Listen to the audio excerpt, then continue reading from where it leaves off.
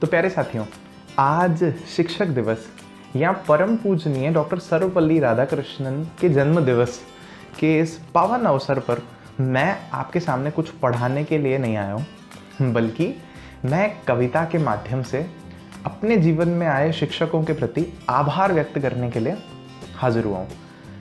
कविता शुरू करने से पहले एक छोटा सा अनुभव, और इस वीडियो के अंत में जो है मैं अपने उन शिक्षकों का नाम लिखने वाला हूँ आभार कृतज्ञता व्यक्त करने के लिए। और उसके पीछे कारण वो अनुभव है 2-3 वर्षों का जो मेरा ये शिक्षा क्षेत्र में जो सफ़र रहा है। तो एक शिक्षक को बहुत अच्छा लगता है जब उनके पुराने विद्यार्थी उनसे जुड़ते हैं वापस, आजकल फ़ोन से, व्हाट्सएप से, भले साल में एक बार ही अपना कोई ना कोई वाकया याद दिलाते हैं और अपनी कृतज्ञता व्यक्त करते हैं कि आपने जो सिखाया ना वो आज काम आ रहा है, आपने जो ठोका पीटा था ना वो आज हमें उसका हम शुक्रगुजार करते हैं कि सच में हमें ऐसे इतने अच्छे आदरणीय शिक्षक मिले। तो आपको भी मैं रिक्वेस्ट करूंगा कि आप भी उन अपने शिक्षकों की लिस्ट बनाओ और उनसे कांटेक्ट करने की कोशिश करो और आप भी उनके प्रति कृतज्ञता व्यक्त करो। इसके अलावा एक छोटी सी बात कि सारे शिक्षकों का नाम शायद मैं मेंशन ना कर पाऊँ, सूची बहुत लंबी है, लेकिन जिन्होंने मेरे जीवन पर बहुत गहरी छाप छोड़ी है मैं उनका नाम मेंशन करने की ज़रूर कोशिश करूँगा। और अपनी कविता का शीर्षक है क्यों ना वो भी एक शिक्षक हों। तो आज ही शुरू करते हैं। शिक्षा जीवन का सबसे महत्वपूर्ण आधार है।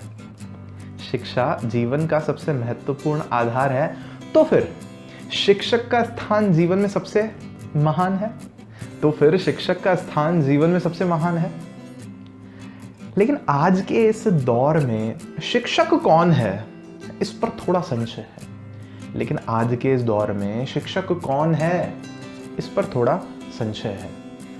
क्या शिक्षक केवल मार्कर चौक हाथ में लिए किताबें कहकर, क्या शिक्षक केवल मार्कर चौक हाथ में लिए किताबें कहकर अंक दिलाने वाली युक्ति मात्र है, या फिर शिक्षक गुरु आचार्य, या फिर शिक्षक गुरु आचार्य स्वयं निस्वार्थ जीवन जीकर, स्वयं निस्वार्थ जीवन जीकर पूरे समाज को मार्ग दिखाने वाली भगवत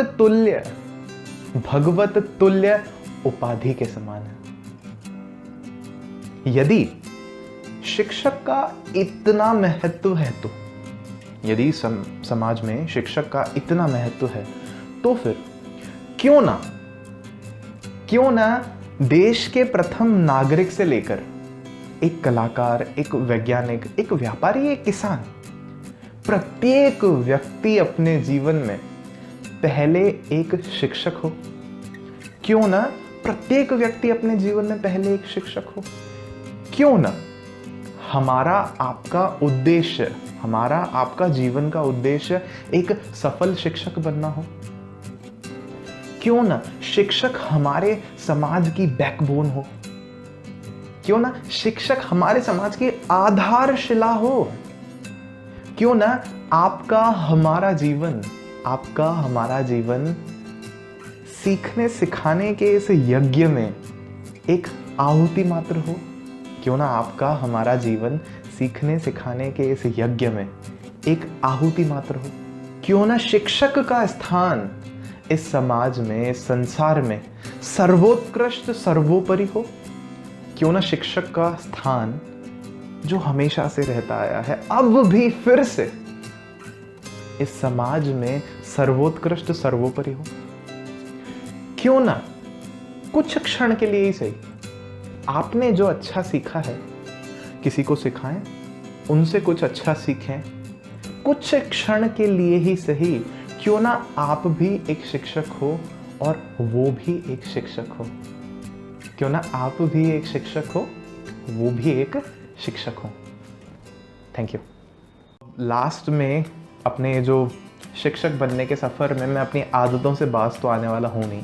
मतलब मैं आज भी आपको गृह कार्य होमवर्क दे करके छोड़ रहा हूँ। क्या होमवर्क है कि आप डॉक्टर सर्वपल्ली राधाकृष्णन के बारे में कितना कुछ जानते हैं।